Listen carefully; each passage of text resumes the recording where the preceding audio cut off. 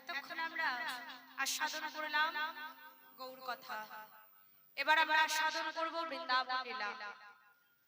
চলুন আমরা সকলে মিলে হাতে করতালি দিয়ে উলুধ্বনি এবং জয়ধ্বনি দিয়ে আজ বৃন্দাবন লীলায় প্রবেশ করি।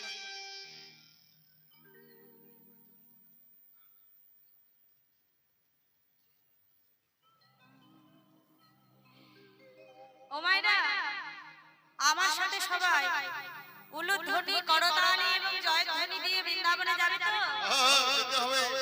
দেখি কে কে যাবে।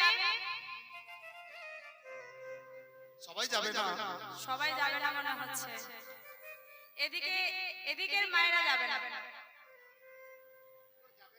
আচ্ছা তোমরা এসব পিছু পিছু, আমরা আগে আগে যাই, ঠিক আছে?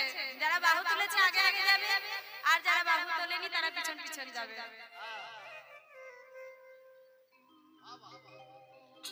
তোমরা চলো চলে যাও, চলো চলে যাও বৃন্দাবনে, চলো রে সবাই। তোমরা চলো চলে যাও, চলো চলে যাও বৃন্দাবনে, চলো রে সবাই। হরি বল। চলো চলে যাও, চলো চলে যাও বৃন্দাবনে, চলো রে সবাই।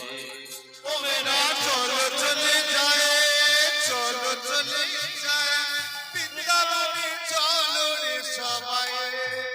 সেটা শ্রীমতীর সাথে লয়ে,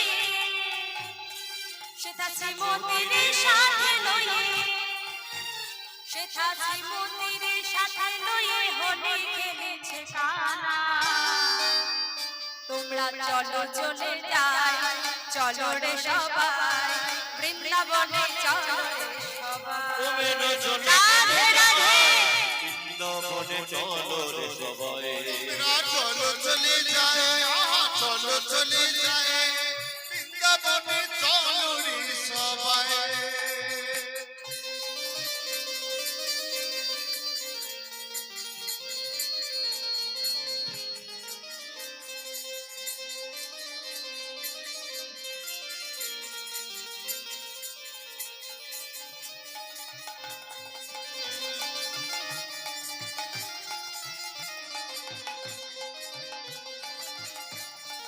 বাহু তুলে বসন্তের লাড়ে বড়শির ধারের মনে, আবির রং খেলে হোলি রাধা রাধার সনে।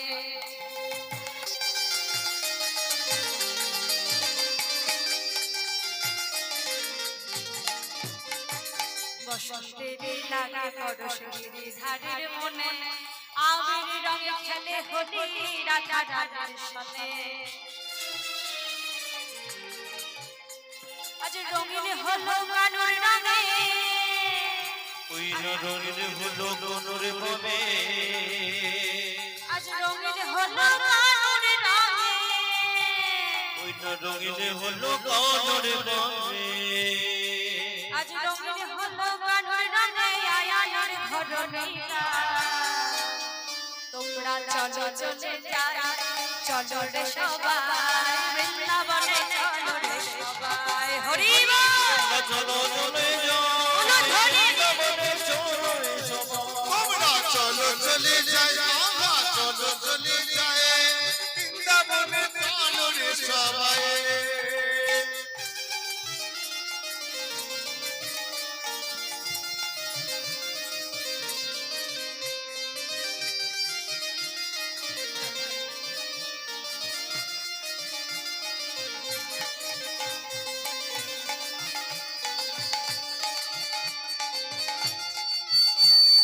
রাধে রাধে।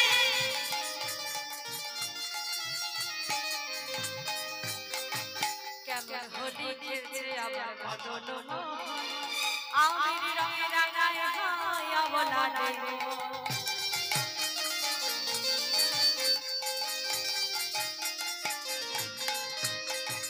কেমন হোলি খেলছে আমার মদন মোহন, আবির রঙে রাঙায় হয় অবলাটে মন।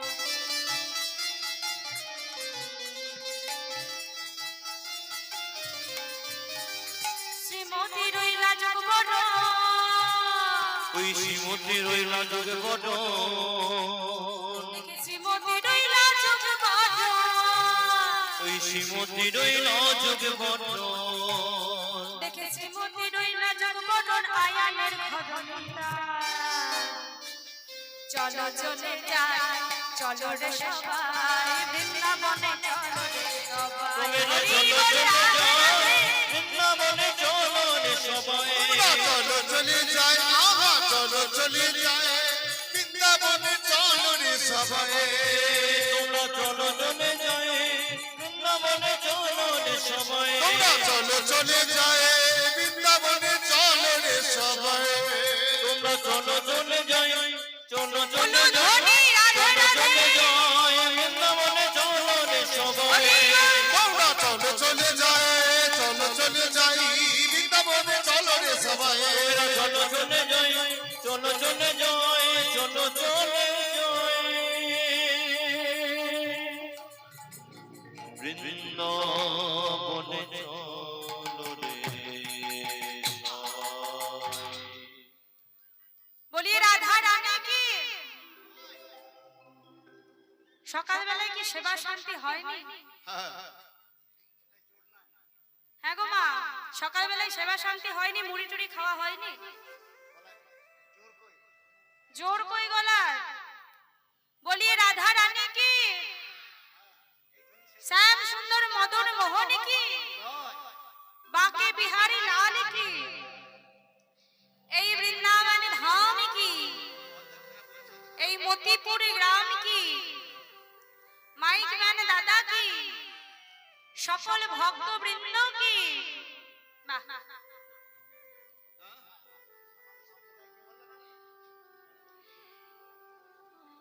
আজ মধুময় শ্রীধাম বৃন্দাবনে আস্বাদনের বিষয় শ্রী শ্রী রাধা গোবিন্দের কুঞ্জ বিলাস বা কুঞ্জ বর্ণন। আজ বৃন্দাবনে শ্রী গোবিন্দ আমার রাধারানীকে সঙ্গে লইয়ে গত রজনীতে রাস রসে অলসিত হয়ে এখন কুঞ্জ মাঝে যুগলে শয়নে আছেন। রাধা গোবিন্দ আমার কুঞ্জ মাঝে শয়নে আছেন যুগলে, আর এদিকে সখীগণ কুঞ্জ দ্বার পাহারা দিয়ে দাঁড়িয়ে আছে। তা সখীগণ আজ দাঁড়িয়ে আছেন, হঠাৎ দেখলেন চারিদিকে প্রভাত হয়ে এলো, চারিদিকে প্রভাতের সংকেত দেখা দিয়েছে। সখীগণ বলছে হ্যাঁ রে সখী, দেখ দেখ চারিদিকে কেমন প্রভাতের সংকেত দেখা দিয়েছে। এই বুঝি প্রভাত হয়ে এলো রে সখী? কিন্তু আমার রাধা গোবিন্দ যে এখনো ঘুমিয়ে আছে, তাদের জাগাবে কে? এক সখী বলছে সখী রে, যে দেখ দশ দিশ নিরমল ভেলো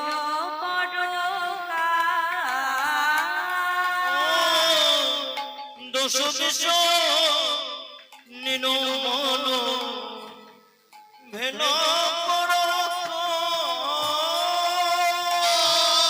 দশ দিশ নিরমল হেলো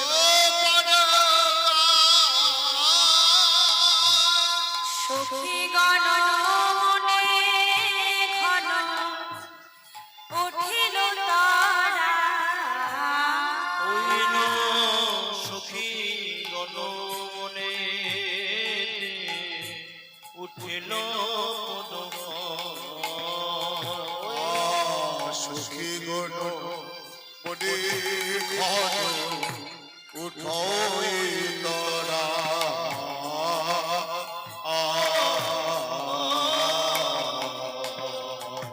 কি হবে রে কি হবে রে কি হবে বলে কি হবে রে হায় হায় সখী কি হবে রে বলি হাই হাই কি হবে রে আই হাই কি হবে এমন সাধের মিশি প্রভাত হলো হাই হাই সখী কি হবে এমন সাধের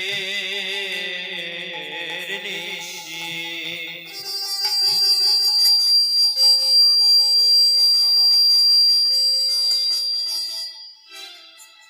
এমন সাধের নিশি পোহাইল হাই হাই কি হলো রে এই সাধের নিশি প্রভাত হলো হাই হাই সখী কি হবে রে এমন সাথে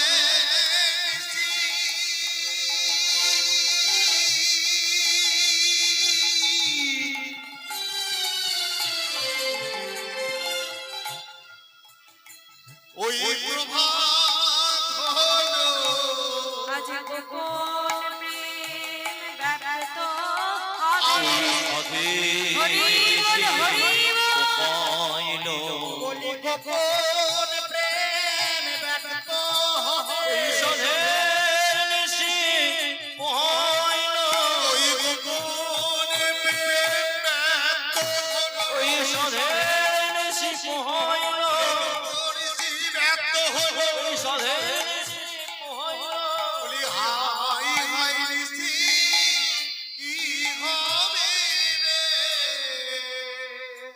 সখী দেখ দেখ এমন সাধের নিশি যে এবার প্রভাত হয়ে এলো আমার রাধা গোবিন্দ যে এখনো ঘুমিয়ে আছে রে আমাদের রাধা গোবিন্দকে কে জাগাবে আমার কি মনে হয় জানিস এক সখী বলছে আমার কি মনে হয় জানিস আজ বুঝি রাধা গোবিন্দের এই গোপন প্রেম আজ ব্যক্ত হয়ে যাবে রে চারিদিকে যে প্রভাতের সংকেত দেখা দিয়েছে চারিদিকে যে আলো হয়ে আসছে এক সখী বলছে শুধু তাই নয় সখী যে দেখ আমরে কোকিলা ডাকে কদম্বে অমনে কোকিল ডাকে কদমে আর আমরে কোকিলা ডাকে কদমে কোকিল ডাকে কুহু বলে ওই কোকিল ডাকে কুহু বলে ওই কোকিল ডাকে কুহু বলে কুহু বলে কোকিল ডাকে কুহু বলে ওই কুহু কুহু বলে কোকিল ডাকে কুহু বলে বলে কোকিল ডাকে কুহু বলে আজ আম্রবৃক্ষে কোকিল আম্রবৃক্ষ মানে কি গো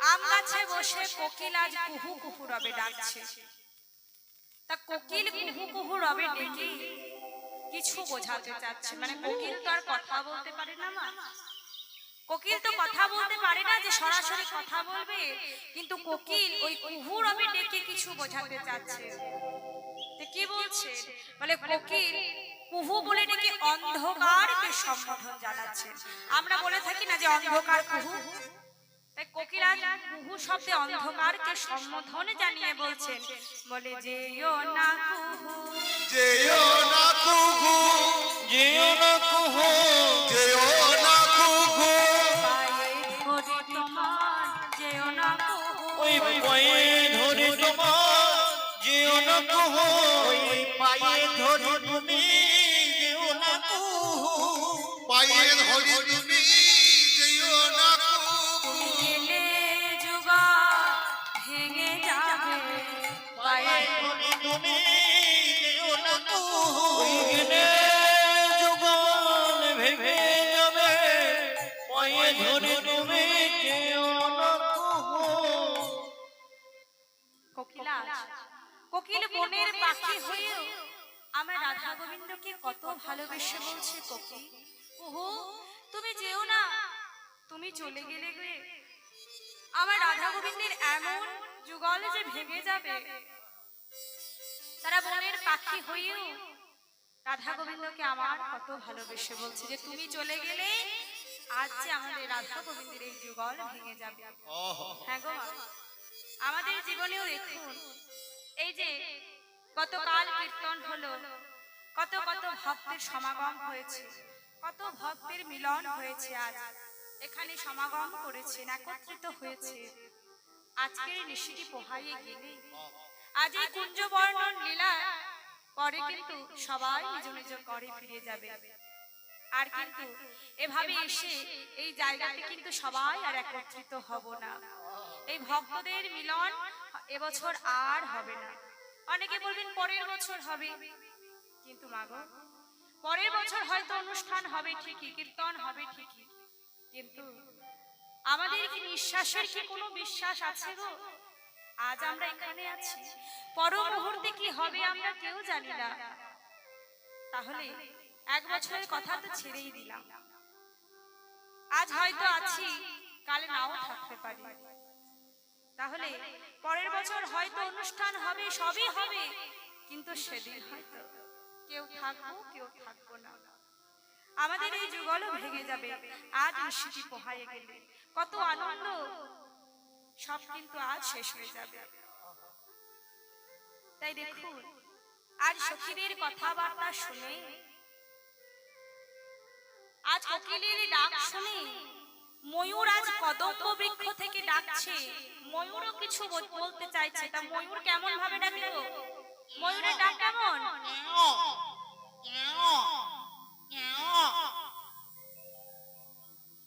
তা ময়ূর আজ কি বলছেন?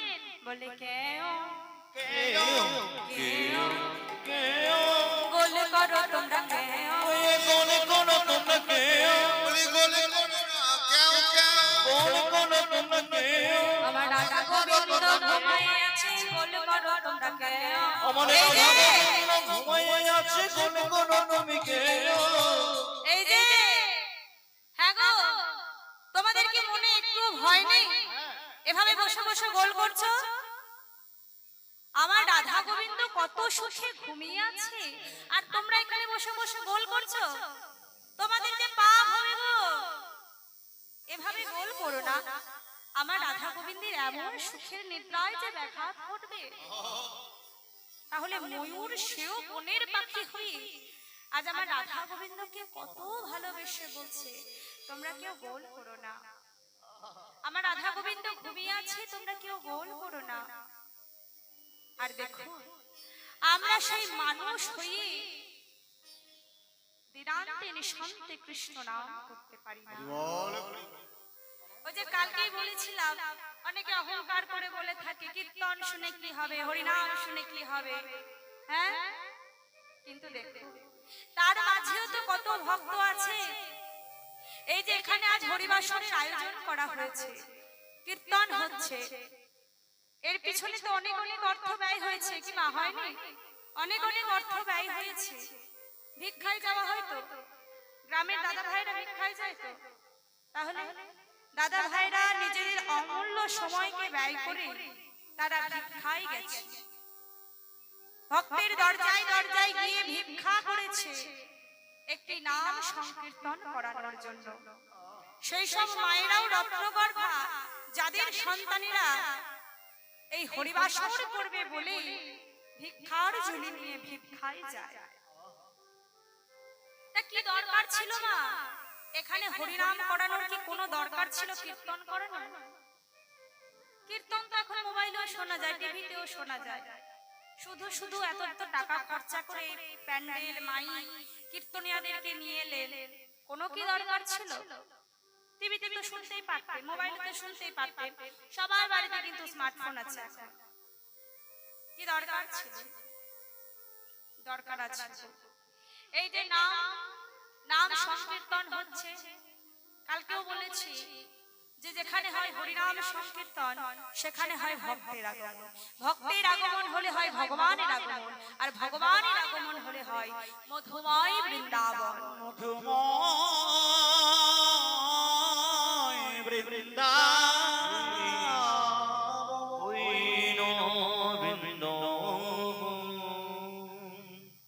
তাহলে এটা কিন্তু আজ শুধু মতিপুর গ্রাম নয়, এটা আজ বৃন্দাবন।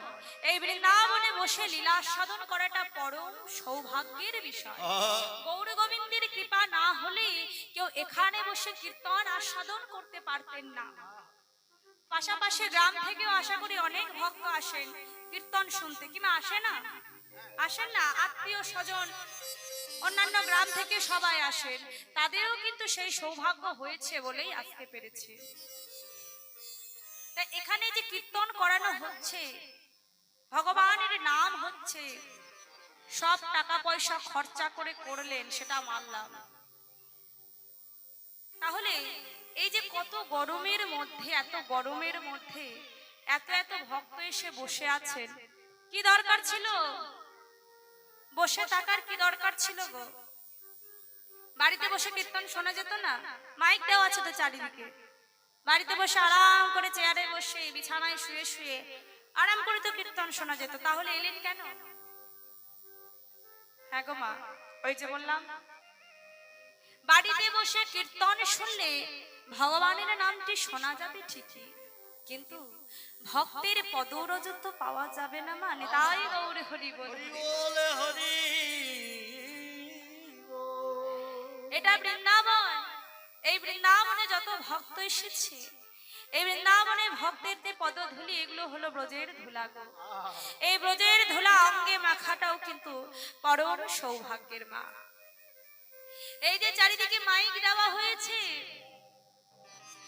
এই মাইকে যত দূর দূর পর্যন্ত কৃষ্ণ নামের ধ্বনি যাবে, যত দূর দূর পর্যন্ত যত লতা পাতা কীট পতঙ্গ যারাই এই নামের ধ্বনি শুনতে পাবে, সবাই কিন্তু উদ্ধার হয়ে যেতে পারবে। নিতাই গৌর হরি বল।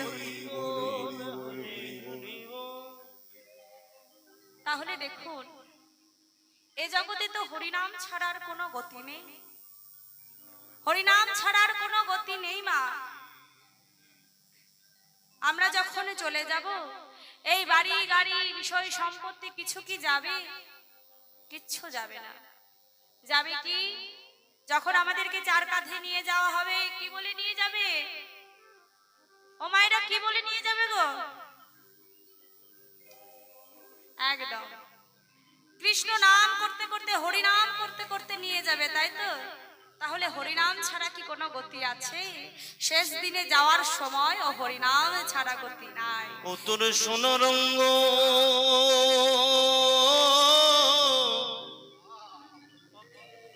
সেদিনে হবে ভঙ্গ রে, ও তুই যেদিন পরে হবে ছাই, সেদিন নীল আকাশে যাবি ওরে,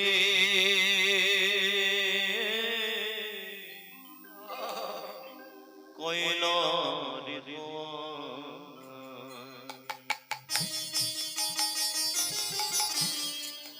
হরি বল, হরি বল।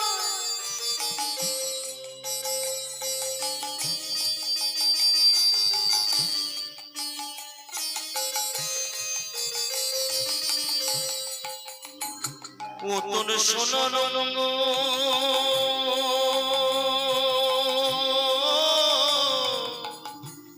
হবে ভঙ্গ রে, ও তুই যেদিন পরে হবে ছাই, নীলা কাছে যাবি উড়ে, নিতাই গৌর হরি বল, হরি বল। কালো কয়লা হৃদয়, নীল আকাশে যাবি ওরে, কয়লার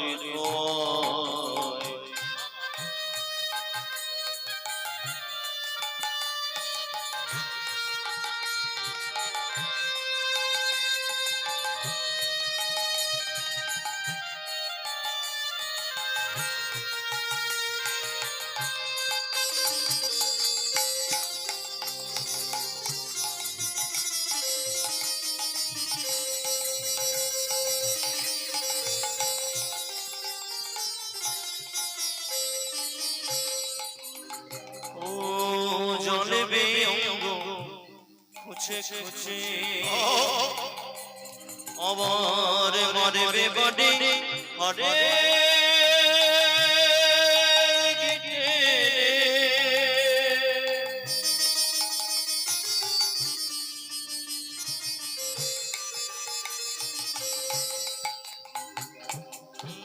জলবে অঙ্গ খুঁজে খুঁজে আমার মারবে বডে হরে গিঠে ও তোর পিঠে জমের সেদিন জবে উঠে ও তোর পিঠে জমের যাবে খুশি রে বলে বলে হাত বলবে কে তোর নীলা আকাশে যাবি উড়ে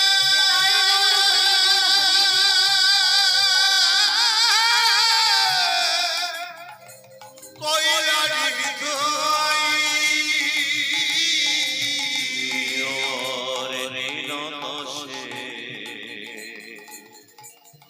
যাবি উড়ে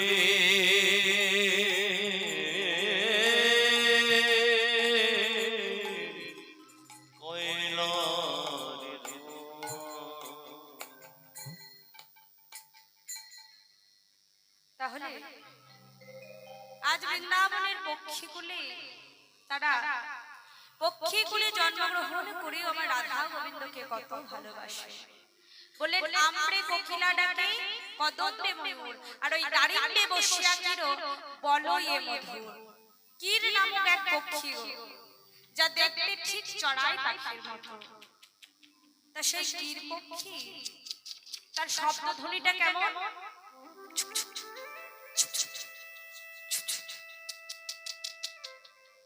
ঠিক যেন মনে হয় বলে চুপ চুপ চুপ চুপ চুপ চুপ বলে চুপে চুপ চুপে চুপ চুপ বলে চুপে চুপ চুপ চুপ চুপ চুপ আমার রাধা গোবিন্দ ঘুমায় আছে বলো বলো না চুপ। আমার রাধা গোবিন্দ ঘুমিয়ে আছে কথা বলো না এই রে, এদিকে একটু চুপ করে বসো না, চিৎকার করছো কেন? তোমরা জানো না আমার রাধা গোবিন্দ ঘুমিয়ে আছে, কত সুখে নিদ্রা যাচ্ছে, আর তোমরা এভাবে চিৎকার করছো, কলরব করছো। তোমাদের যে পাপ হবে গো, তোমাদের কি মনে একটু ভয় নেই? আজ এই পক্ষীও বলছে চুপ চুপ চুপ করো, আমাদের জীবকে বলছে চুপ করো, তোমরা এভাবে চিৎকার করো না। তাহলে তাহলে আর ওই যে কপত কপতি তারা বসে আছে দ্রাক্ষা ডালে, তারা কি বলছে? বলে দ্রাক্ষা ডালে বসে ডালে কপত কপতি দপডলে বসে ডকে কপত কপতি দপডলে বসে ডকে কপত কপতি বলে কপতি রে, ওই কপত মনে কপতি রে কপতি বলে কপতি রে ও কপতি তোর কপতি কপতি বলে কপতি ও কপতি কপতি রে চিল্লি না রে নিজ বলি হরি কপতি গো চিনলে ননে কপতি রে কপত বলে কপতি গো চিনলে ননে কপতি রে কপত বলে কপতি গো চিনলে ননে কপতি রে কপত বলে কপতি গো কপত কপতি মানে কি? কপত কপতি মানে হলো পায়রা। কপত কপতি মানে হলো পায়রা গো, কপত মানে পুরুষ পায়রা আর কপতি মানে হলো নারী পায়রা। তা আজ কপত কপতিকে বলছে কপতি তুমি এভাবে বকো না, তুমি এভাবে চিৎকার করো না। তুমি জানো না আমার রাধা গোবিন্দ ঘুমিয়ে আছে, তুমি পতি বাক্য অমান্য করছো, তুমি পতি চেনো না। এ কথা শুনে কপতি বলছে, কি বললে? আমি পতি বাক্য অমান্য করছি, আমি পতি চিনি না। এইভাবে এইভাবে দুজনে কথোপকথন করছে। আর ঠিক এমন সময় একটি ব্যাগ তীর নিয়ে ওই কপতিকে নিশানা করে দাঁড়িয়েছে বাবা নিচেতে। নিচেতে কপতিকে নিশানা করে এক ব্যাগ দাঁড়িয়ে আছে তীর নিয়ে। আর এদিকে সেটা কপতি দেখলো। কপতি দেখে বলছে, কপত দেখো ব্যাগ আমাদেরকে তীর নিশানা করেছে। কপত, তুমি যে বললে তুমি আমার পতি, তাহলে আমাকে রক্ষা করার দায়িত্ব তোমার, আমাকে রক্ষা করো। কপত বলছে, কপতি চলো চলো আমরা দুজনে উড়ে যাই। এই বলে তারা যখনই উঠতে যাবে, মা ও মা একটু শান্ত হয়ে বসো না, একটু শান্ত হয়ে বসো, তার তো কিছুক্ষণের ব্যাপার, সবাই তো ঘরে চলে যাব। বলছে কপত চলো কপতি আমরা উড়ে যাই। তা যেমনই না তারা উঠতে যাবে কপতি অমনি দেখলেন উপরে একটি বাজ পক্ষী ঘোরাঘুরি করছে। ওই কপতির শত্রু হলো বাজ পাখি। তা বাজ পাখি উপরে আর নিচে ব্যাগ। নিরুপায় হয়ে কপতি বলছে, কপত তাহলে এখন কি হবে? এখন কে আমাদের রক্ষা করবে? কপতি বলছে, কপত আমাদের রক্ষা করবে একজন আছে, আমার আর একজন আছে, আর একজন পতি আছে যে আমার রক্ষা করতে পারে। বলে, কি বললে? তোমার আর একজন পতি আছে? কে তোমার পতি? বলে, আমার জগৎপতি শ্রী গোবিন্দ আছে গো। চলো চলো আমরা দুজনে মিলে জগৎপতি শ্রী গোবিন্দের শরণ নিই। তা তারা এই বলে যেমনই না জগৎপতি শ্রী গোবিন্দের শরণ নিয়েছে, অমনি সেই নিচে থেকে ব্যাগটি তীর ছুড়লেন, আর সে তীর ওই কপতিকে এড়িয়ে গিয়ে ওই বাজ পক্ষীটাকে বধ করলেন। তাই গৌরে হরি বল, হরি বল, হরি বল, হরি বল। ভগবানের কেমন লীলা দেখুন। যখনই শরণ নিয়েছে ভগবান কি করলেন না, ওই ব্যাগটি তীর ছুড়লেন বটে, তবে সে তীর কপতিকে এড়িয়ে গিয়ে ওই বাজ পক্ষীটাকে বধ করলেন। এমনই যদি ভগবানের শরণ নিলে ভগবান আমাদেরকে ঠিক রক্ষা করে, তবে বিশ্বাস ভক্তি আস্থা এগুলো রাখতে হবে। তা কপতি তখন নিজের প্রতি ধিক মেনে বললে, কপতি এতদিন জানতাম তুমি আমার প্রতি, আমি তোমার প্রতি, কিন্তু আজ জানলাম একজন আছে সবার প্রতি, একজন আছে সবার প্রতি, একজন আছে সবার প্রতি, একজন আছে সবার প্রতি, আমার প্রতি তোমার প্রতি, একজন আছে সবার প্রতি, আমার প্রতি সবার প্রতি, একজন আছে সবার প্রতি, যে আমার প্রতি তোমার প্রতি, নাম ধরেছে জগৎপতি, আমার হৃদয় হরি প্রতি, বলেছে জগৎপতি, যে আমার প্রতি তোমার প্রতি, একজন আছে সবার প্রতি। কি বললেন কপতি, এতদিন জানতাম আমি তোমার প্রতি, আমি পুরুষ, কিন্তু না, আজ জানলাম এ জগতে কেউ নারী বা কেউ পুরুষ নয়। ওমা আমরা এই যে ভেদাভেদ করি না নারী পুরুষ, কিন্তু আমরাও নারী পুরুষ কেউ নয় গো, আমরা হলাম প্রকৃতি। এই জগতে পুরুষ একজনই, সে হলেন আমার জগৎপতি শ্রী গোবিন্দ। তাছাড়া ব্যতীত আমরা সবাই কিন্তু প্রকৃতি।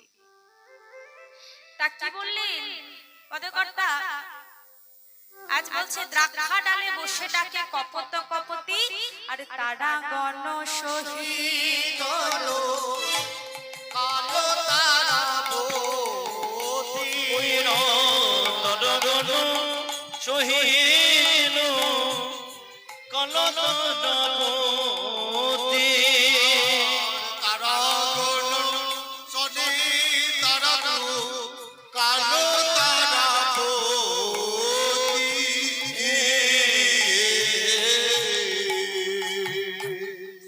বলে তারাগণ শোষিত হলো কালো তারাপতি। তারাপতি মানে হলো চন্দ্র, মানে চাঁদ। আজ চাঁদ তার আনুষঙ্গিক সকল তারাকে সঙ্গে নিয়ে আজ ওই মেঘের অন্তরালে লুকিয়েছে। এ কথা শুনে পদকর্তা বললেন, না গো, তা নয়। চাঁদ আর মেঘের অন্তরালে লুকিয়েছে ঠিকই, কিন্তু কেন লুকিয়েছে জানো না? ওই গগনের চাঁদ আজ বৃন্দাবন দর্শন করতে গিয়ে ওই কুঞ্জ মাঝে যুগল চাঁদের দর্শন পেয়ে সে যে লুকিয়ে গেছে।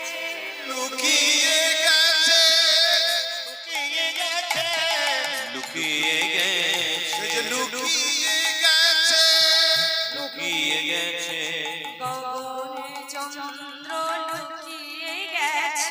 ওই গগনচন্দ্র লুকিয়ে গেছে লজ্জা পেয়ে লুকিয়ে গেছে। ওই লজ্জা পেয়ে লুকিয়ে গেছে লজ্জা পেয়ে লুকিয়ে গেছে আজ গগনের চাঁদ লজ্জা পেয়ে লুকিয়ে গেছে, কিন্তু কেন না?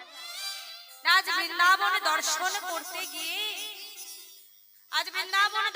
করতে গিয়ে ওই গগনের চাঁদ যখন বৃন্দাবনে ওই কুঞ্জ মাঝে যুগল চাঁদের দর্শন পেয়েছে, তখন লজ্জা পেয়ে লুকিয়েছে। কেন না? ওই যে কুঞ্জ মাঝে যে যুগল চাঁদ আছে, সেই যুগল চাঁদ হলো নিষ্কলঙ্ক, আর গগনের চাঁদ হলো কলঙ্কিত। তাহলে ওই নিষ্কলঙ্ক চাঁদের কাছে এই কলঙ্কিত বদন দেখানো অতি লজ্জার কথা।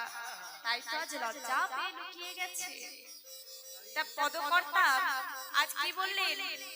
বলে, বিদ্যাপতি কহে চাঁদ গেল নিজ ঠায়, গেল নিজ ঠায় অরুণ কিরণ দেখি প্রাণেতে ডরায়।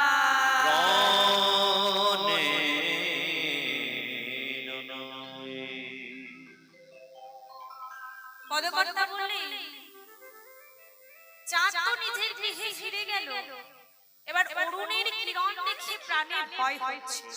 অরুণ মানে হলো সূর্য গো, মানে সূর্যের তো অনেক না, কখনো ভানু, কখনো রবি, কখনো তপন। তা অরুণ কখন বলে না? ওই প্রভাত কালে যখন সদ্য সূর্যটি উদিত হয়, সেই সময় বলে অরুণ।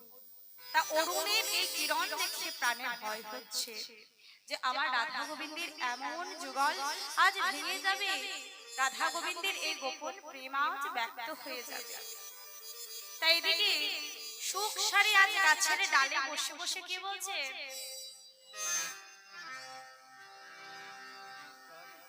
সারি সুখ তবু জলে উঠিয়া বিহানে, শনি সুখ দুজনে উঠিয়া বিহনে সারি সুখ দুঃখ জনে উঠিয়া বিহানে।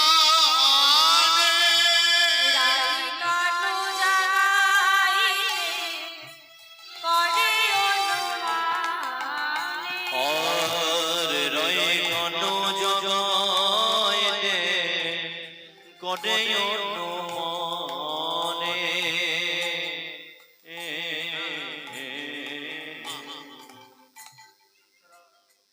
আজ সুখ বলছে, সুখ সারি যাও যাও, তুমি আমার রাধা গোবিন্দকে আজ জাগাও। সারি বলছে, সুখ আমি তা পারবো না গো। সুখ তুমি কি জানো একজন নারীর জীবনে সবচাইতে সুখ কি? এই যে আমার মায়েরা বলবে, একজন নারীর জীবনে সবচাইতে সুখ কি গো? হ্যাঁ, কি একজন নারীর জীবনে সবচাইতে সুখ কি? কি হলো, কোনো রেসপন্স নেই কেন? চুপটি করে বসে বসে আছে? গয়না গয়না বলো, কিছু তো বলো। চুপ করে বসে থাকলে ভালো লাগে নাকি? আমি একাই বলবো, তোমরা একটু রেসপন্স করবে না, ভালো লাগে না। সোনার গয়না সোনার গহনা, তাই না? গয়না গাটি, তাই না? তাহলে টাকা পয়সা, স্বামীর চাকরি হলে আর ভালো। মোবাইল, তাহলে স্বামীর চাকরি চাকরি করা ছেলে মানে চাকরি করা বর পেলে সেটা সুখ, তাই না? তাই নয়? তাহলে কি? লক্ষ্মী ভান্ডার তা হ্যাঁ গো মা, মনে করো, হ্যাঁ গো মা, মনে করো আমাদের জীবনে মানে একজন নারীর জীবনে টাকা পয়সা গয়না গাটি গাড়ি বাড়ি সব আছে, কিন্তু সেই মেয়েটির জীবন সঙ্গী তার পতি ভালো না। তাহলে সেই মেয়েটি সুখী নাকি যার জীবনে, যে নারীর জীবনে টাকা পয়সা গয়না গাটি এত কিছুই নেই অথচ তার পতি ভালো, মানে জীবন সঙ্গীটি ভালো? তাহলে কোন মেয়েটি প্রকৃত সুখী গো? যার টাকা পয়সা আছে যেটা, না যার পতি ভালো? পতি ভালো। আহা, দেখো কত জানে। তার যার পতি ভালো তার জীবনে আসল সুখ, কারণ টাকা পয়সা গয়নাগাটি নিয়ে কিছুই হবে না যদি না পতি ভালো হয়, যদি না জীবন সঙ্গী ভালো হয়, ভালোবাসে। যদি না ভালোবাসে তাহলে কোনোদিন কোনো মেয়ে সুখী হতে পারে না, তাই না? তা কি বললেন? শাড়ি বলছেন সুখ। একজন নারীর জীবনে সবচাইতে সুখ হলো পতি সুখ। তা আমার রাধারানী এখন সেই সুখে আছে। তাহলে আমি একজন নারী হই আর একজন নারীর জীবনে কিভাবে সেই সুখের ব্যাঘাত ঘটাতে পারি? সুখ, তুমি তো পুরুষ, পুরুষের কঠিন হিয়া, তাই তুমি বরং জাগাও, তুমি জাগাও। শাড়ি বলছে, সুখ বলছে না না, আমি জাগাতে পারবো না। বলে তুমি জাগাও, তুমি যা গাও তুমি তাই গাও, যা গাও তাই গাও, মানে তুমি যে গান গাও সেই গান গিয়ে আমার রাধা গোবিন্দকে জাগাও। বলে বেশ, তাহলে আজ হয়তো গান গিয়ে আমার রাধা গোবিন্দকে জাগানো যেতে পারে। চলো তাহলে আমরা দুজনেই আজ গান গাই। তাই কি বললেন? রাই জাগো শ্যাম জাগো বলে সুখে সারি বনে, রাই জাগো শ্যাম জাগো বলে সুখ সারি বলে। রাই জাগো শ্যাম জাগো বলে সুখ সারি বলে। কত সুখে নিদ্রা যাও কালো মানিকের কোণে। কত সুখে নিদ্রা যাও হে কলমানিকের পাশে। কত সুখে নিদ্রা যাও কালো মানিকের কোলে।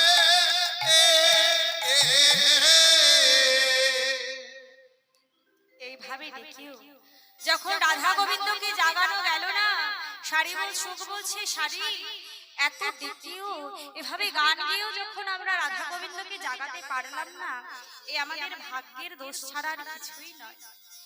চৈতন্যময় শ্রীকৃষ্ণ সর্বজীবের চেতনার আধার, চৈতন্যময় রাধারানী সর্বজীবের চেতনার আধার।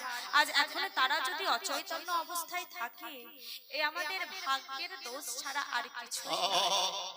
তাই শাড়ি আজ সুখ, আজ নিজের প্রতি ঠিক মেনে বলছে, সুখ বলে ওহে শাড়ি আমরা বনের পাখি, আমরা বনের পাখি। জাগালে না জাগিরা ধর্ম কর সাথী। ধর্ম করো আমরা দোহাই দেব, আমরা দোহাই দেব, দোহাই দেব, দোহাই দেব ধর্মের কাছে দোহাই দেব, ধর্মের কাছে দোহাই দেব। আমরা ধর্মের কাছে দোহাই দেব। কত ডেকেছিলাম বনে, আমরা ধর্মের কাছে দোহাই দেব। আমরা কত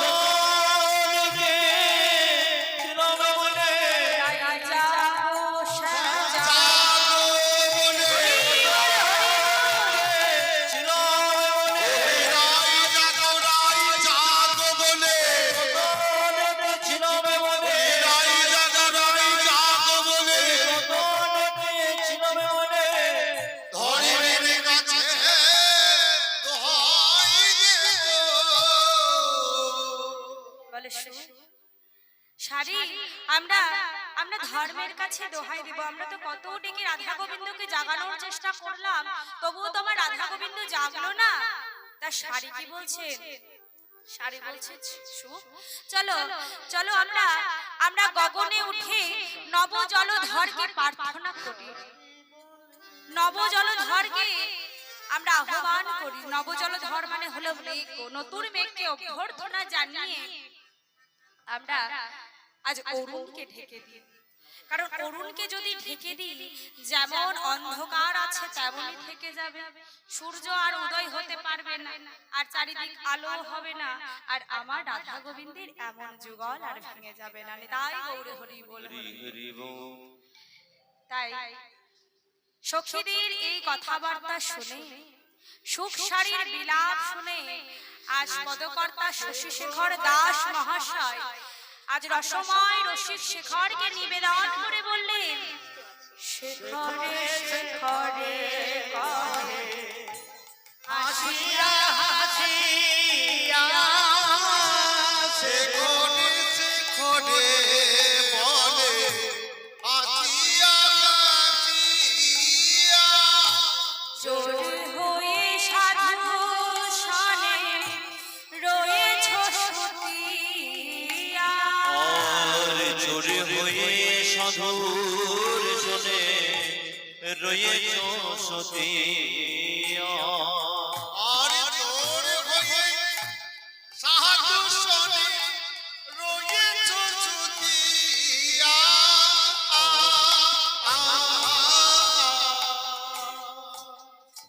পদকর্তার এই কথা শুনে সখীগণ বললেন, দেখো তোমরা আমাদের গোবিন্দকে কেউ চোর বলো না। চোর হলেও সঙ্গ তো ভালো করেছে ও মা, চোর হলেও সঙ্গ তো ভালো করেছে, রাধা রানীর সঙ্গ করেছে মা। তোমরা কি জানো আজ কত চোর সাধু সঙ্গ গুণে সাধু হয়েছে?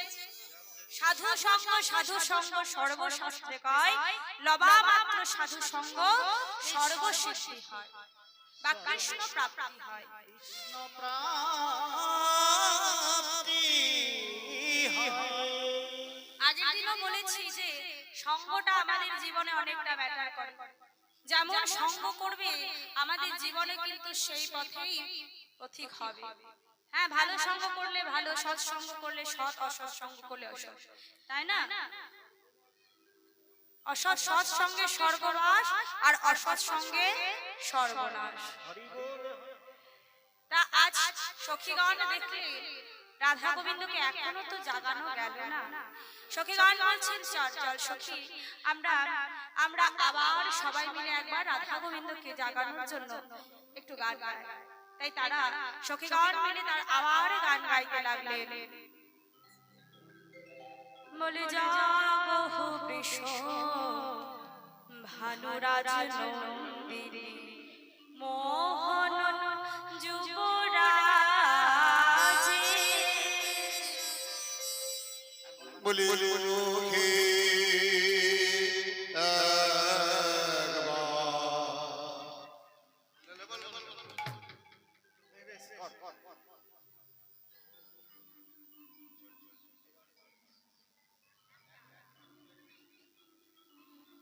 বলি ও হে একবার যাও।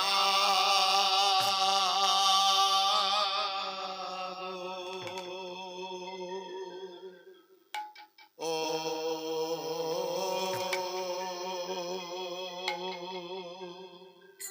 ও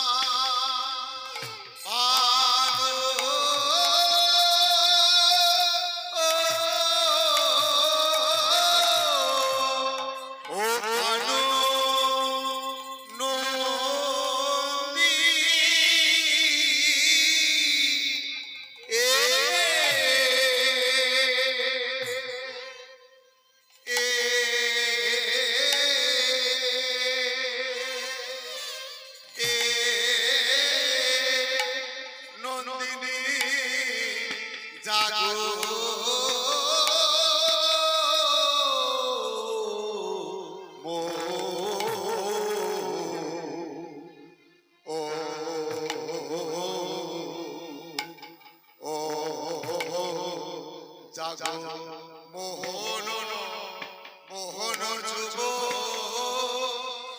যুবরা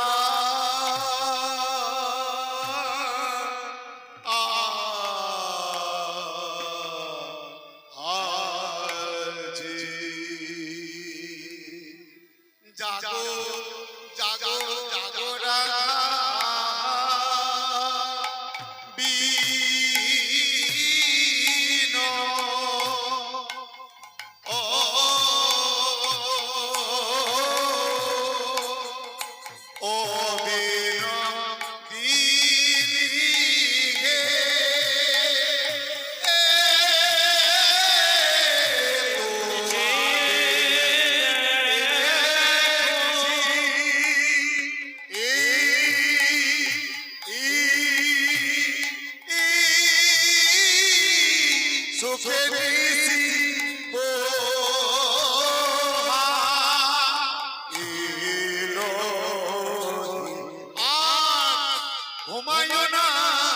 জাগো শ্যামী সুখ জাগো জাগো রাধা বীণ ও ও বীণ দিদি তোমাদের সুখে নিশি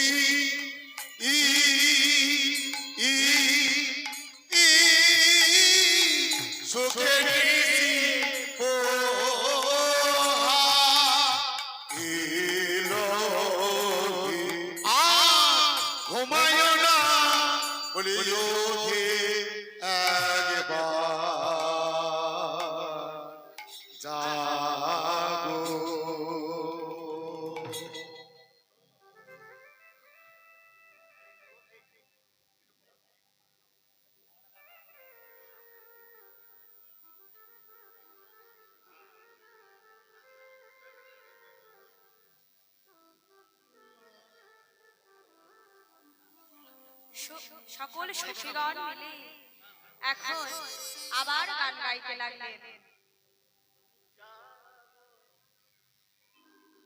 বলে জাগো বৃষ ভানুরাজ নন্দিনী মোহন যুবরাজ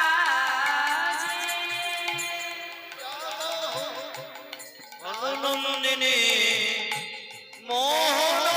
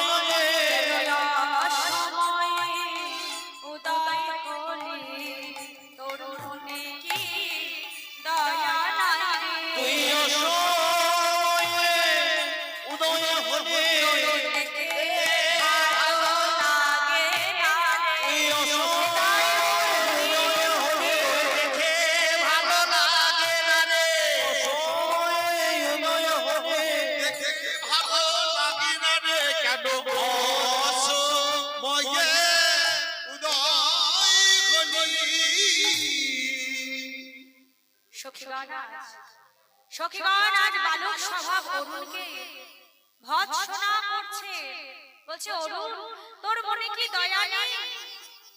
অথ বালক স্বভাব অরুণ ও রাধা গোবিন্দের এমন দাম্পত্য প্রেমের মাধুর্য বোঝে না, তাই আজ অসময়ে উদিত হয়েছে। কিন্তু কি বললেন? বলেন অকরুণ পুনঃ বাল অরুণ।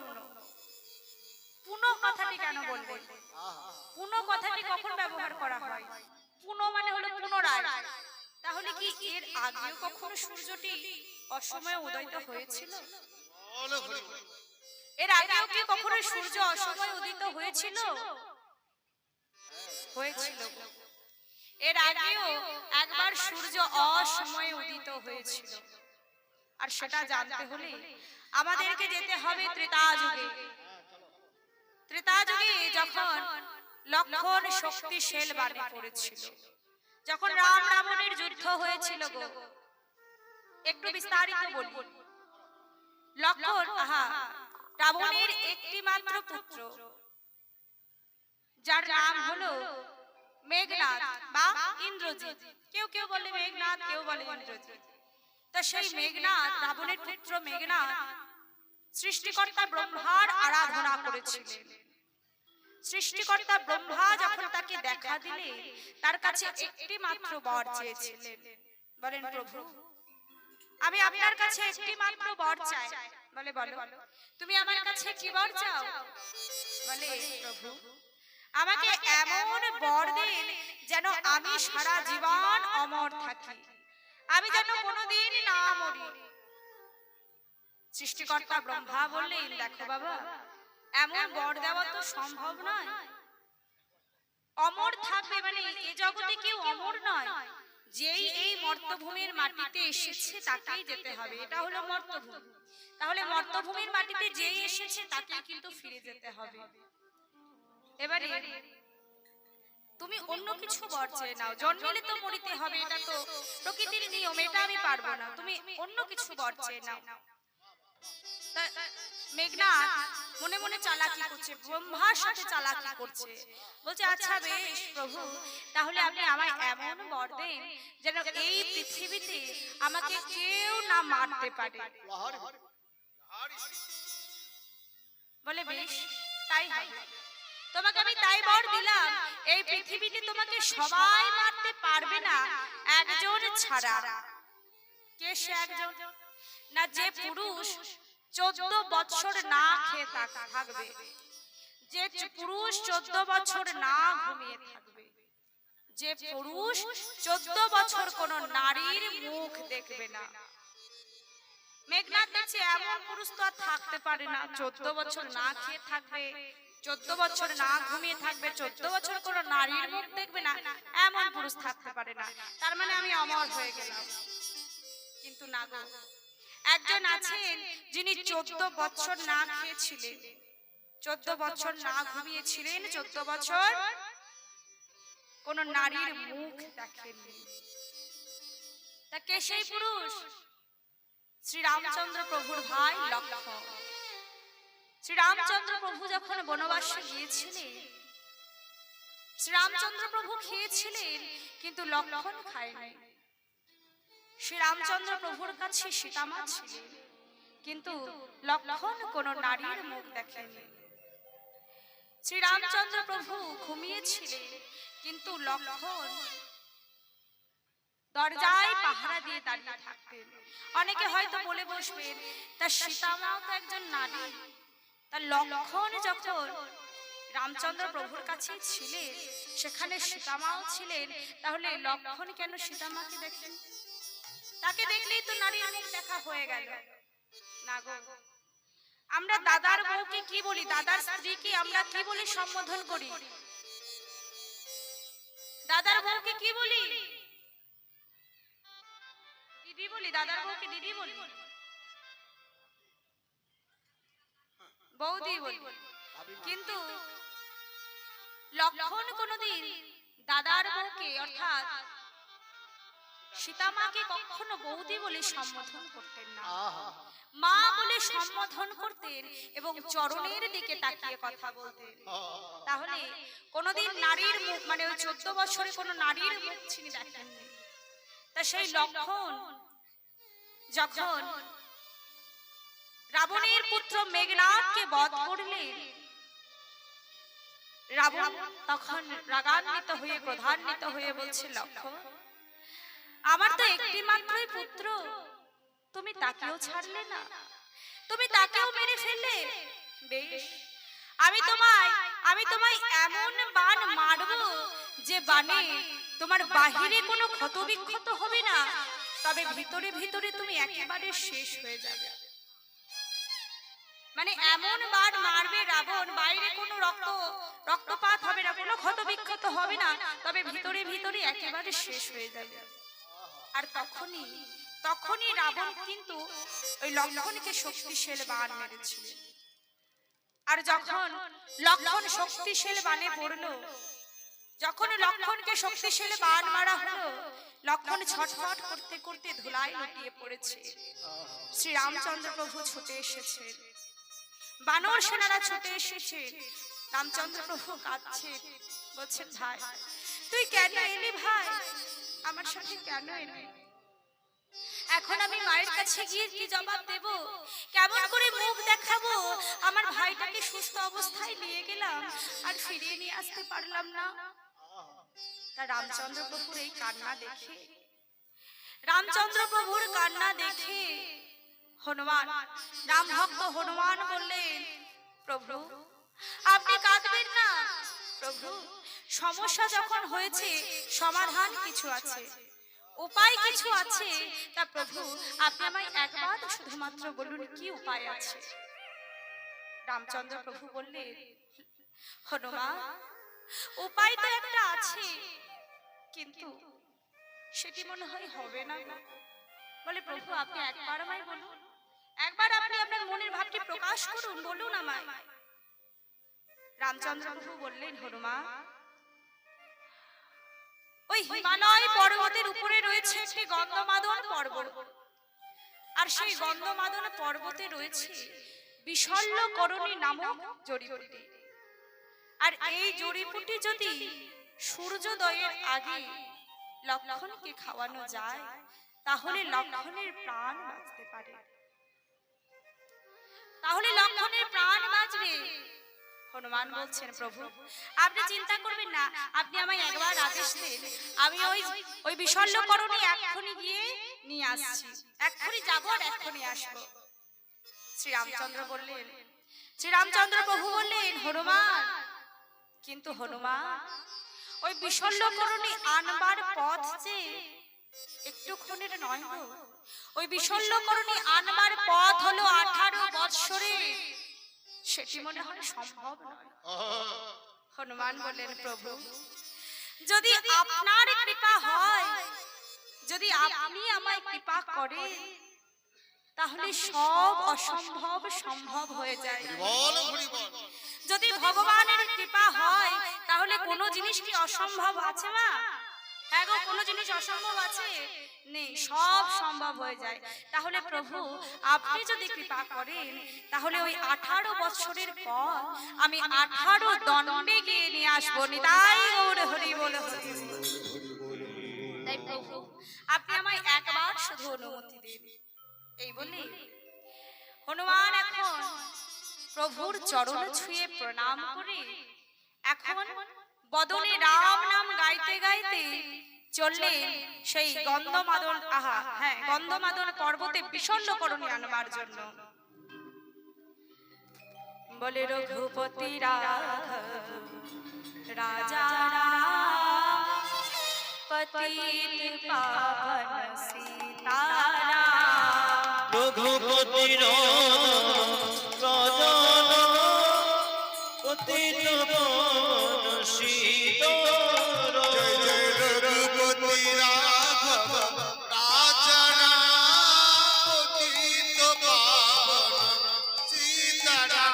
और सीताराम सीताराम बोलो ध्वनि सीताराम बोलो सीताराम।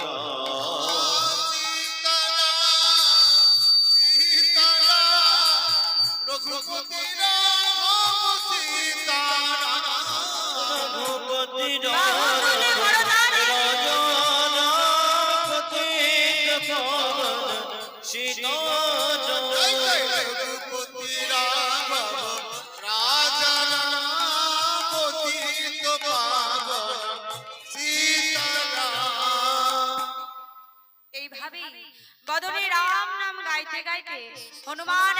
পৌঁছালেন গন্ধমাদন পর্বতের উপরে।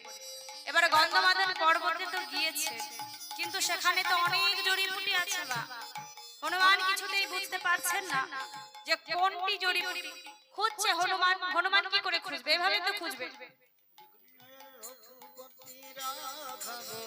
রাজা রাম পতিতা পাবন সীতারাম।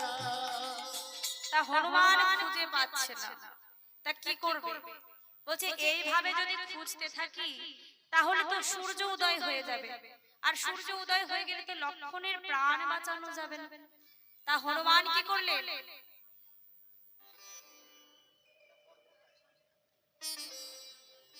তা হনুমান তখন কি করলেন মা?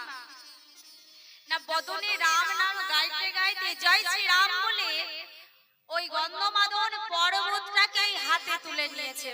বলে জয় রাম শ্রীরাম জয় জয় রাম, জয় রাম শ্রীরাম জয় জয় রাম। বাহু তুলে করতালি দিয়ে অনুধ্বনি জয় রাম জয় রাম জয় রাম। জয় রাম শ্রীরাম জয় জয় রাম, জয় রাম শ্রীরাম জয় জয় রাম। জয় রাম জয় রাম জয় রাম। হরি বল অনুধ্বনি। জয় রাম শ্রীরাম জয় জয় রাম।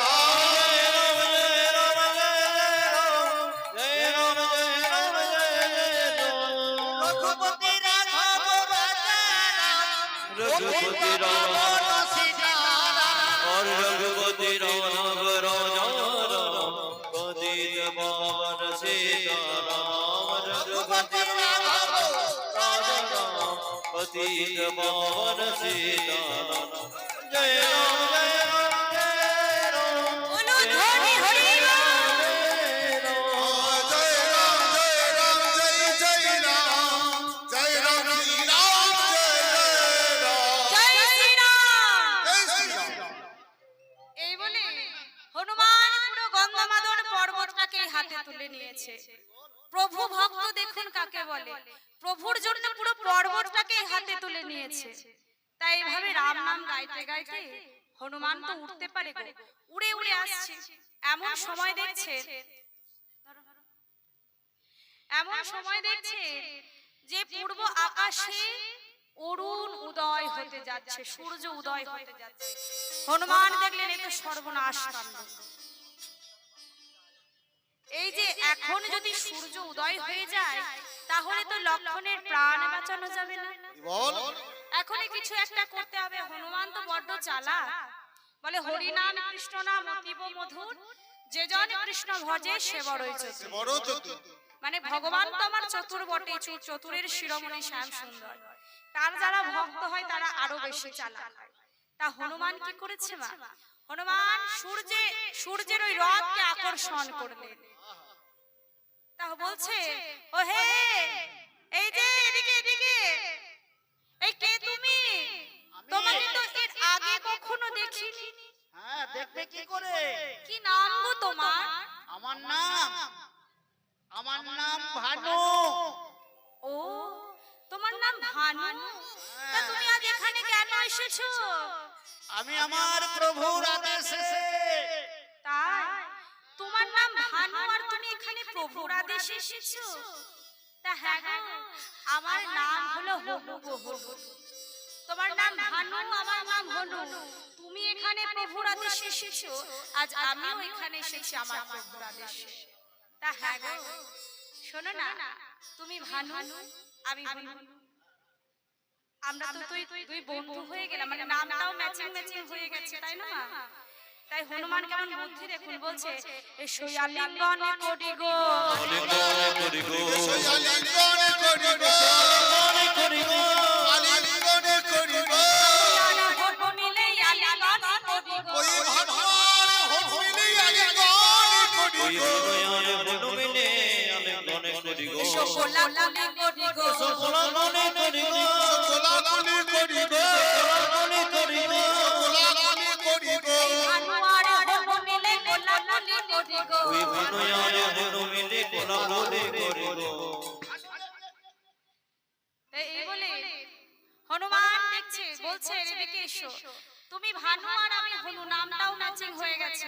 তাহলে এসো না, আমরা তো দুই বন্ধু, তাই এসো না একটু কোলাকুলি করি। সূর্য দেখছেন, মানে সূর্যদেব দেখছেন, যাক আমাকে তো কেউ তো বন্ধু বলেছে, বড় খুশি হয়েছে মনে মনে।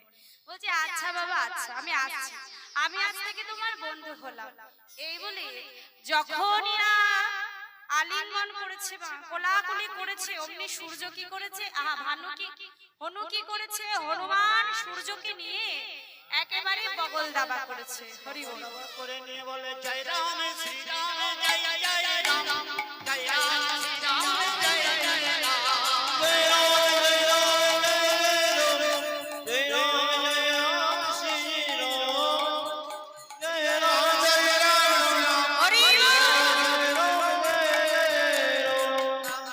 বলছে তুমি এই বগল দাবায় রইলে, যতক্ষণ না আমার কার্য সিদ্ধি হচ্ছে তুমি এখানেই রইলে। হ্যাঁ, এই বলে সেই সূর্যকে বগল দাবা করেছিল তখন। তা সেদিন তো না হয় হনুমান ছিল বলে সূর্যকে আটকে ছিল, অসময়ে সূর্য উদিত হতে গেছিল, কিন্তু আজ তো বৃন্দাবনে হনুমান নেই, তাহলে সূর্যকে কি আটকাবে? তাই এরূপ দর্শন করে আজ কি বললেন, বলে কি জানি সজনী রজনী কি জানি সজনী রজনী তোর, কি জানি সজনে রজনী বদন কি জানি সজনী রজনী তোর, আর কি জানি সজনী রজনী তোর, ঘুঘু ঘন অসসখী ঘোর, কত যামিনী গীত যামিনী কামিনী কুল রাজে।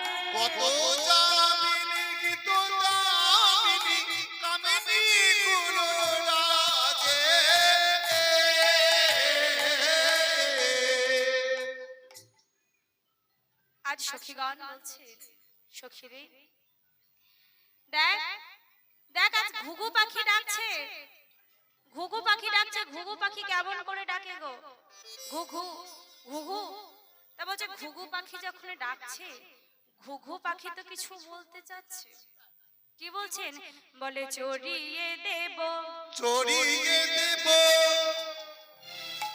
বলে চড়িয়ে দেব বলি চড়িয়ে দেব, চড়িয়ে দেব দাঁড়াও, দাঁড়াও, দাঁড়াও, দাঁড়াও। এ কি গো? চড়িয়ে দেব কেন বলছে? ঘুঘু পাখির কি হাত আছে নাকি যে চড়িয়ে দেবে? হ্যাঁ, ঠুকরে দেব বলতে পারতো, পাখিদের তো হাত নেই, তাহলে চড়িয়ে দেব কেন বললেন? আরে বাবা, ওই গালে চড়িয়ে দেব বলেনি, তাহলে কি বলছেন? বলে ভিটে ঘুঘু চড়িয়ে দেব, ওই ভিটে ঘুঘু চড়িয়ে দেব ভিটেই ঘুঘু চড়িয়ে দেব, রাধা গোবিন্দের নাম শোনে না, ভিটে ঘুঘু চড়িয়ে দেব। যারা রাধা গোবিন্দের নাম শুনি না, ওই ভিটে ঘুঘু চড়িয়ে দেব বললেন যারা রাধা গোবিন্দের নাম শোনে না, তাদের ভিটেই ঘুঘু চড়িয়ে দেব। হরি বল। তা আজ কি বললেন? সখীগণ বললেন, সখী রে আজকের এই যামিনী দামিনী লীলায়, যামিনী মানে হলো রাত্রি আর দামিনী মানে হলো বিদ্যুৎ। তাহলে আজকের নিশি, আজকের রাত্রি বিদ্যুতের লীলায়, বিদ্যুৎ যেন চমকিয়ে খানিকক্ষণের মধ্যে চোখের পলক ফেলতে ফেলতে চলে যায়, তেমনি আজকের নিশিও তাই। আমাদের চোখের পলক ফেলতে ফেলতে যেন আজকের নিশি পোহাইয়ে গেল। আমাদের জীবনে যেগুলো সুখের নিশি দেখবেন খুব তাড়াতাড়ি চলে যায়, কোনো দুঃখের নিশি হলে, কোন বিপদ আপদ হয়েছে, দুর্ঘটনা ঘটেছে, সেই নিশি দেখবেন পেরোতে পেরোয় না। তবে একটা আনন্দের রাত্রি, আনন্দের রজনী, সেটা কিন্তু খুব তাড়াতাড়ি পার হয়ে যায়, তাই না? আজ সখীগণ, আজ সখীগণ গবাক্ষ দ্বার দিয়ে রাধা গোবিন্দের এই বিলাস দর্শন করছে। রাধা রানীর আলু থালু বিগলিত বেনি, রাধা রানীর সেই বেনি যেন কাল সর্পের ন্যায়। রাধা রানী আমার গোবিন্দের ভুজবান সে শয়ন করেছে। দেখ সখী বলছে, হ্যাঁ রে, হ্যাঁ রে সখী, আজ রাধা গোবিন্দের এই যে কুঞ্জটি কে সাজিয়েছিস রে? বলছে কেন? বলে কে সাজিয়েছিস কুঞ্জ, তোরা যে সাজিয়েছিস একটু ঠিক করে সাজাতে পারিসনি? এক সখী বলছে, কেন রে, কি হয়েছে? বলে, হ্যাঁ রে, তোরা যখন সাজিয়েছিস একটু বালিশ দিতে পারিসনি একটা? রাধারানী দেখ বালিশ নেই রাধারানীর কাছে। পদকর্তা এক পাশে দাঁড়িয়ে বললেন, পদকর্তা সখী রূপা হয়ে বলছে, না সখী, যে কুঞ্জটি সাজিয়েছে সে ঠিকই সাজিয়েছে, তবে আমাদের রাধারানীর অনেক দিনের বাসনা ছিল যে সে আমাদের গোবিন্দের ভুজবালিশে শয়ন করবে। তাই যখন আজ সেই সুযোগ পেয়েছে, তখন বালিশ তো নিজেই লজ্জা পেয়ে সরে গেছে, সেই সুখ দিতে পারবে না বলে, তাই তো রাধারানী আমার গোবিন্দের ভুজবালিশে শয়ন করেছে গো। আহা, তাই দেখে কি বললেন? বলে, টুটল গিয়ে ফুলো ধনু ধনু, টুটল গিয়ে ফুলো ধনু ধনু, টুটল গিয়ে ফুলো ধনু ধনু, রতি রনে ধনু ভেলো শোনো, পালকিয়ে ফুলো ধনু ধনু, রতি রনে ধনু ভেলো শোনো, সমরণ আছে পড়ল লাজে, রতিপতি ভয়, সমরণ আজে বদল লাজে, রতিপতি ভয় ভাজে, আজে বদল লাজে, রতিপতি ভয় ভাজে। রতিপতি কামে, রতিপতি কামে তার 5টি বাণ দিয়ে সে তো ভেবেছিল ত্রিভুবনকে জয় করবে। তার যে 5টি বাণ, তার ছিল বড়ই অহংকার, মদন মোহন শোষণ স্তম্ভন এবং মাদন। তাহলে এই 5টি বাণ দিয়ে ভেবেছিলেন সে ত্রিভুবনকে জয় করবে, কিন্তু না, দর্পহারি গোবিন্দ আমার কারোর দর্প রাখে না। সে যখন ইন্দ্রচন্দ্র আদি সকল দেবগণকে জয় করে সৃষ্টিকর্তা ব্রহ্মার কাছে, নিজ পিতা ব্রহ্মার কাছে এসে বলছে, পিতা আমি সর্বজয়ী, আমি সব জয় করেছি, আমাকে বিজয় মুকুট পরিয়ে দিন। ওই যে কামদেবের পত্নী রতি তখন এসে বলছে, না পিতা, উনি এখন সর্বজয়ী হতে পারেননি, এখন একজন আছে যাকে সে জয় করতে পারেনি। কে? ওই বৃন্দাবনের কৃষ্ণ, তাকে যদি জয় করতে পারে তবেই কিন্তু সর্বজয়ী হবে। কামদেব দেখছে কত বড় বড় রতি মহারথীকে জয় করলাম, আর ওই সামান্য বৃন্দাবনের ওই কৃষ্ণ যে কিনা এখন যুগলে শয়নে আছে রাধারানীর সাথে, তাকে জয় করতে পারবো না। এই বলে আমি এখনই যাচ্ছি, যাবো আর আসবো। এই বলে সেই কামদেব গেলেন রাধা গোবিন্দ আমার যে কুঞ্জে শয়নে ছিলেন সেখানে। আর সেখানে গিয়ে কি করলেন না, তার যে বাণ, সেই 5টি বাণ একে একে বাণ নিক্ষেপ করলেন একে একে। আর সেই বাণগুলি কিন্তু ওই যে কামদেবের তুনের একটি বিশেষ গুণ ছিল, যে যতগুলি বাণ নিক্ষেপ করতেন সব বাণগুলি নিক্ষেপ হয়ে আবার তার তুনে বাণ ফিরে আসতো। কিন্তু আজ আর তা হয়নি। আজ যখন বাণ নিক্ষেপ করলেন, বাণগুলি একটি একটি করে নিক্ষেপ হয়ে গেল, কিন্তু তার তুনে আর বাণ ফিরে এলো না। তাহলে বাণগুলি গেল কোথায়? বাণগুলি গেল কোথায়? আজ বাণগুলি রাধারানীর চরণ পেয়ে রাধারানীর চরণে ঠাঁই নিয়েছেন। তাই গৌরে হরি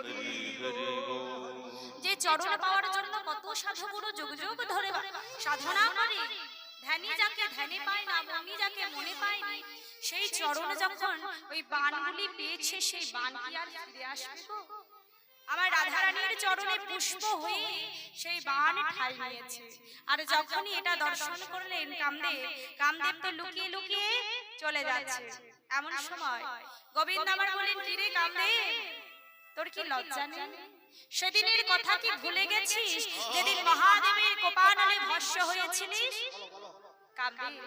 কামদেব তখন হার স্বীকার করলেন, বলে, হে গোবিন্দ, আমি তোমার কাছে হার স্বীকার করলাম,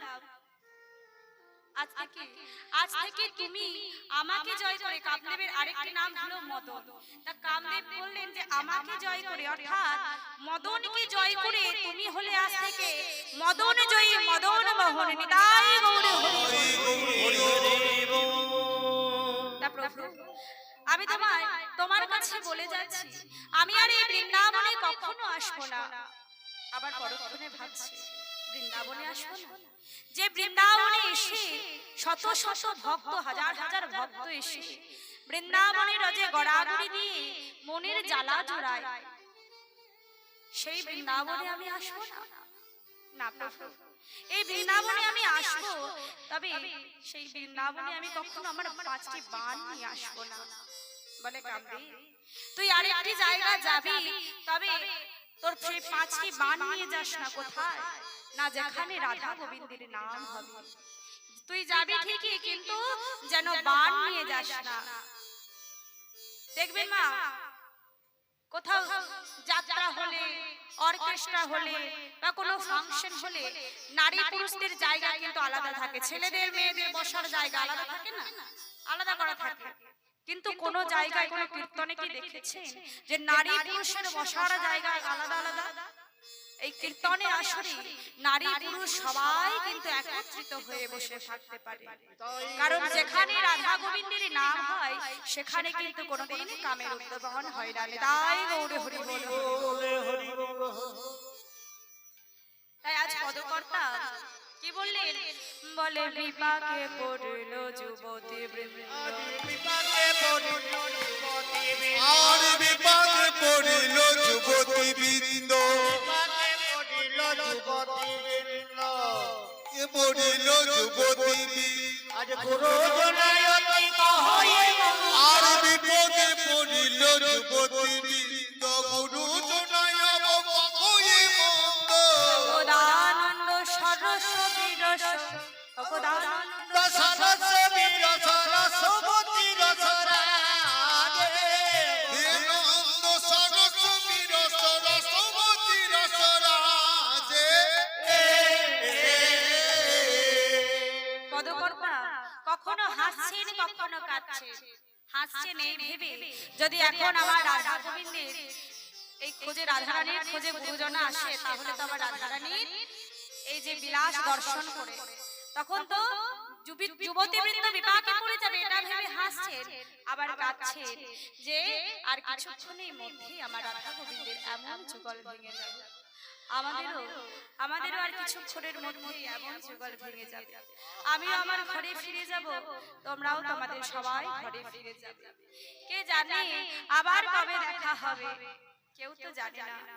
গোবিন্দের কাছে এটাই প্রার্থনা থাকা আমাদের দরকার, হে গোবিন্দ এই পথে যখন নামিয়েছো যেন এই পথ থেকে আমাদেরকে তুমি পার করে দিও। তাই হরি বল, হরি বল, হরি বল।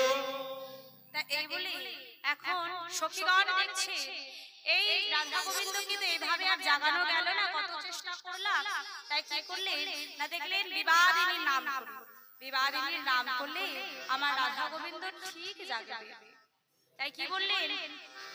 বলে কুটিলা আইলো বলে পড়ে গেল সারা, কুটিলা আইল বলে পড়ে গেল সারা, কুটিলা আইল বলে পড়ে গেল সারা, কুটিলা আইল বলে পড়ে গেল সারা। নাম শুনে দুজনে দেয় মোরা, অঙ্গে দেয় অঙ্গ মোরা। নাম শুনে দুজনে দেয় অঙ্গনা, নাম শুনে অঙ্গে দেয় অঙ্গ মোরা। মোরামুরি করে গো, মোরামুরি করে গো, মোরামুরি করে গো। ওই বিবাদিনীর নাম শুনে মোরামুরি করে গো। বিবাদিনীর নাম শুনে মোরামুরি করে গো। বিবাদিনীর নাম শুনে মোরামুরি করে গো, বিবাদিনীর নাম শুনে। আচ্ছা, কমিটি থেকে ভিক্ষায় যাচ্ছে, যার যেমন সামর্থ্য সবাই মুক্ত হস্তে দান করবেন, কেমন? তাই এখন বিবাদিনীর নাম শুনে, বিবাদিনীর নাম শুনে রাধারানী আমার কি করলেন? বলে উঠিয়া আসে বিনোদিনী হেরি শেষ রজনী, উঠিয়াছে বিনোদিনী হেডে শেষে রজনী। বিনোদিনী রজনী উঠিয়াছে বিনোদিনী হেডে শেষে রজনী। চারি পানে চাই রাধা বিনোদিনী বিনোদিনী চমকিয়া চারিপানে জয় রাধা বিনোদিনী চমকে আর মানে চাই রাধা বিনোদিনী চমকিয়া চারিপানে যায় ওই না চমকিয়া চারিপানে জয় প্রভাত জানিয়া ধনী মনেতে সংকেত ওই না প্রভাত জানিয়া ধনী মনেতে সংগত মনে প্রভাত জানিয়া ধনী মনেতে সংকেত মানি পদ চাপি বধুরে জাগাই রাধা বিনোদিনী পদ চাপি বধুরে জগৎ রাধা বিনোদিনী পদচাপি দূরে জাগাই রাধা বিনোদিনী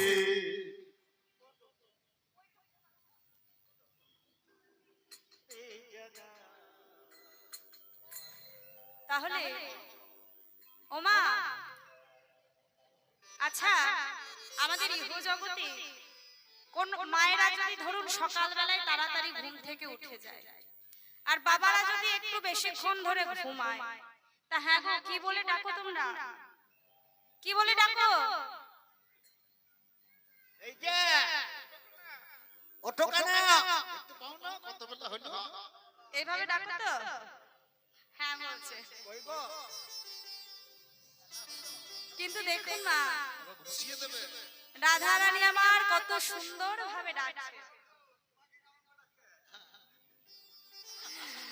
রাধা রানী আমার তার প্রাণ মধুর পদ চাপি চাপি ডাকছে আহা তাতে পদ সেবাও হচ্ছে আবার বধূ জাগাও হচ্ছে হ্যাঁ এভাবে একটু শিখে নেবেন পদ চাপি চাপি ডাকতে হবে বুঝলেন বোঝা গেল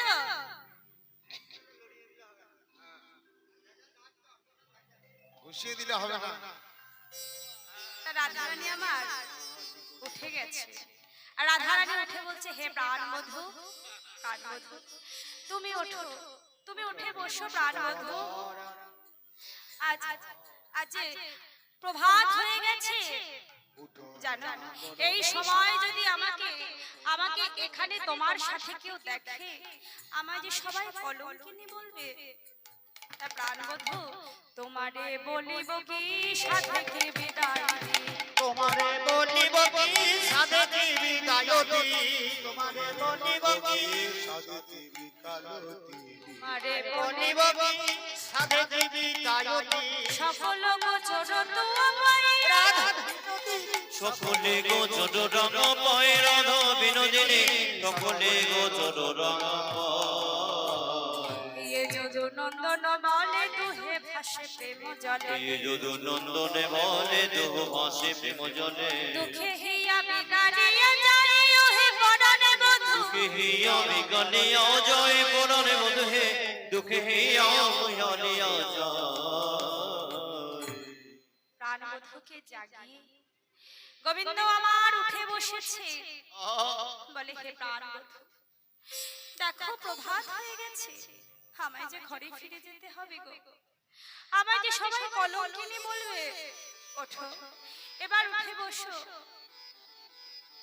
প্রাণ বধূ প্রাণ গোবিন্দ উঠে বসে রাধা রানীকে নিজ কোলে বসিয়ে কি করলেন না হরি নিজ আচরে রাই মুখ মুছাই কি কিনে অনুপূর্ণ মাঝে রাধারানী সুন্দর করে রাধারানীকে সাজিয়ে দিলেন অলকা তিলকা ঠিক করে দিয়ে সুন্দর করে সিঁদুর পরিয়ে দিলেন আর কি করলেন বলে আপনি না গোর যাব গো পড়ায়া লিখো এ আপন নাম। আর আপনি না কর যাব গো পড়ায়া লিখো গিয়া পড় নাম আপনি না কর যাব পরায়া লিখাইয়া পড়না গোবিন্দ মা রাধারানীর চরণে সুন্দর করে আলতা পরিয়ে দিলেন আর আলতার ধারে ধারে দাস কৃষ্ণ লিখে দিলেন বলে হে রাধারানী আমি তোমার চরণের দাস হয়ে থাকলাম রাধারানী আমার বললেন একি প্রাণবধূ তুমি আমার চরণে হাত দিলে আমি যে অপরাধী হয়ে যাব প্রাণবধূ তো আমি যে অপরাধী হয়ে যাব বলে না না আমি যে জন্ম জন্মান্তর তোমার চরণের দাস হয়ে রইলাম তোমার প্রেমের ঋণ শোধবার জন্য তোমার চরণের দাস করে রেখো নিতাই গৌর হরি বল। হরি বল তা রাধারানী যখন দেখলেন, সখীগণ দেখছেন যে রাধা গোবিন্দ তো একে অপরকে পেয়ে মত্ত হইয়াছে, কোনোভাবেই তারা একে অপরকে ছেড়ে যেতে চাইছে না। তখন কি করলেন মা, ওই গাছের ডাল থেকে দুটি মর্কট বাদক রাধা গোবিন্দের এই বিলাস দর্শন করে তারা কি করলেন, তারা চিৎকার করলেন, জটিলাইলো কুটিলাইলো জটিলাইলো কুটিলাইলো জটিলাইলো কুটিলাইলো। যেই না জটিলা কুটিলার নাম শুনেছে, বিবাদিনীর নাম শুনেছে, অমনি চমকিয়ে রাধা গোবিন্দ আমার দুজনে দুই মুখে নিজ নিজ গৃহে ফিরে গেলেন। এখন গৃহে ফিরে গিয়ে গোবিন্দ তো আমার ভালো ছেলের মতো আবার গিয়ে ঘুমিয়ে পড়েছে, আর এদিকে রাধারানী তো কুলের কুলবধূ গিয়ে আবার নিজের গৃহ কাজ কর্ম করতে শুরু করেছে। কিছুটা সকাল হওয়ার পরে, প্রভাত হওয়ার পরে গোবিন্দ আমার ঘুম থেকে উঠে মায়ের কোলে বসে বসে ক্ষীর সর নবনী খেয়ে সকল সখাকে সঙ্গে নিয়ে আজ গোচারণে গেলেন। গোচারণে গিয়ে আজ নানাবিধ খেলা খেলছে। তা খেলতে খেলতে সখাগণ, গোবিন্দ আমার খেলায় হেরে গেছে, তা খেলতে খেলতে সখাগণ বলছে, কানাই এই কানাই, তোকে আজ আমরা খেলাতে হারাই হারাই হারাই। তা যেই না হারাই বলেছি বাবা, হারাই হারাই, অমনি রাধারানীর কথা মনে পড়ে গেছে। সুবলকে কাছে ডেকে বলছে, সুবল এই সুবল, শোন না সুবল, আমাকে রাধারানীর সাথে মিলিবার উপায় বলে দে। সুবল বলছে, কানাই সবার সব চিন্তা আর তোর শুধু রাধা চিন্তা, তোকে আমি কেমন ভাবে এই বেশে কেমন ভাবে রাধারানীর সাথে মিলাবো। তুই এক কাজ কর, তুই তোর মা যোগমায়াকে স্মরণ কর, লীলার সহায়কারী মা যোগমায়াকে স্মরণ কর, দেখবি মা তোকে ঠিক বেশে সাজিয়ে দেবে, ওই রাধারানীর সাথে মিলিবার উপায় ঠিক বলে দেবে। বলে বেশ। এই বলে গোবিন্দ আমার মা যোগমায়াকে স্মরণ দিলেন। আর মা যোগমায়া কোথায় ছিলেন? বলে হরসনে কৈলাসেতে মা বসেছিল, হরসনে কৈলাসেতে মা বসেছিল, হরসনে কৈলাসেতে মা বসেছিল, হরসনে কৈলাসেতে মা বসেছিল, ওই হরসনে কৈলাসেতে আসন টলিল, ওই হরসনে কৈলাসেতে আসন করিল, ওই হরসনে কৈলাসেতে আসন টলিল, টলমলে করে গো, টলমলে করে গো, টলমলে করে গো, আজ টলমলে করে গো, ওই হরসনে কৈলাসেতে টলমলে করে গো, ওই